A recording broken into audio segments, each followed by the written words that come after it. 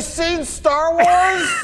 Today we review easily the best episode of the Book of Boba Fett, which ironically has 0 Boba Fett in it. Let's talk about The Mandalorian Season 3 Ultimate Teaser, and there is your spoiler warning for the video. Please leave a like on today's video and subscribe to the channel for more Star Wars content. So this episode of The Mandalorian, I mean, The Book of Boba Fett, is peak Star Wars to me. I mean, from start to finish, this episode had my attention, it kept me very engaged, and I love the sets from this episode as well. I mean, there's a lot of very cool places that we visited. The first part was Din capturing a bounty inside of a meat butcher's place, which was unique, it was fun, but as the episode went on, we really just learned what's been going on with Din in a lot of ways that we expected Season 3 of The Mandalorian to go. I mean, a lot of the questions that I think we would have about Season 3 were pretty much answered. Din is still reporting to the Armorer, he still has the Darksaber, and currently he is not with Bo-Katan. All three of those things were kind of up in the air before today's episode, and this episode really gave us a huge hint on where the rest of his story is going and how is it going to play out. I love that despite everything, Din does go back to the Armorer. It surprised me to find out that not only is he going back to her, but there's only 3 members of the clan left, including Din. I think the guy's name is like Tara Vizsla. He challenges Din to a duel for the right to hold the Darksaber because of course he's from the Vizsla clan. So the Armorer adds so much history and lore to the Mandalorians as well in this episode that I was, yet again, kind of shocked that they went into this much detail in this episode. She talks about the prophecies surrounding the Darksaber, like the good ones and the bad, like what will happen if it's unworthy for someone to have it who didn't earn it by the Creed or in combat.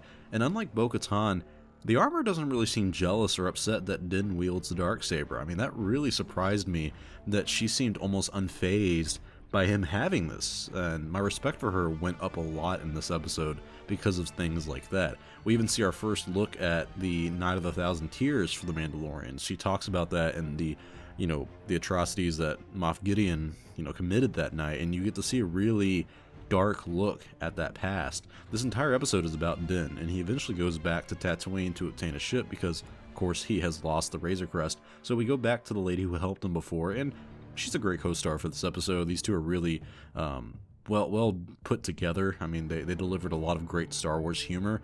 This episode was honestly a very fun blast from the past. I mean, with Din working on his N1 ship from Naboo, he upgrades it, and then he flies it around Tatooine, retracing some of the old pod racing scenes from The Phantom Menace. Of course, a lot of homages to The Phantom Menace in this one that I really did like. It was very comforting to see some of this stuff.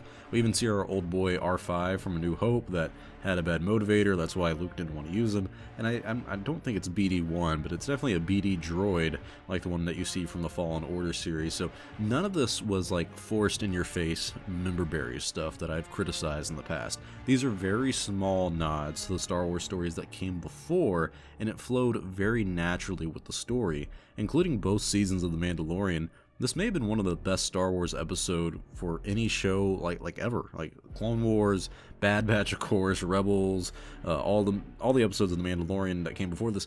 This was one of the best hours and the best episodes of Star Wars I've seen. It's better than some of the movies that have come out, including the prequels, no offense.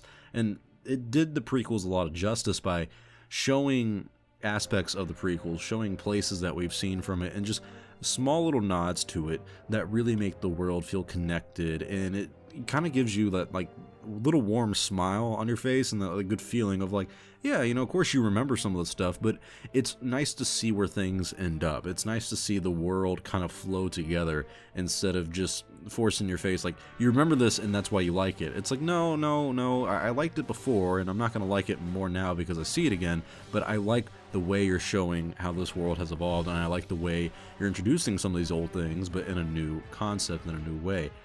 I mentioned last week how the Chapter 4, the Book of Boba Fett, elevated the series to a new level of quality. If you didn't really like the first 3 episodes, Chapter 4 elevated it to a point of like, okay, this series is passable. It's not bad, it's just passable. Well, now this episode made the entire series go up a few notches because it's part of the Book of Boba Fett. It's an episode that had no Boba Fett in it, but it technically made the entire series a lot better. But that's the problem with this episode.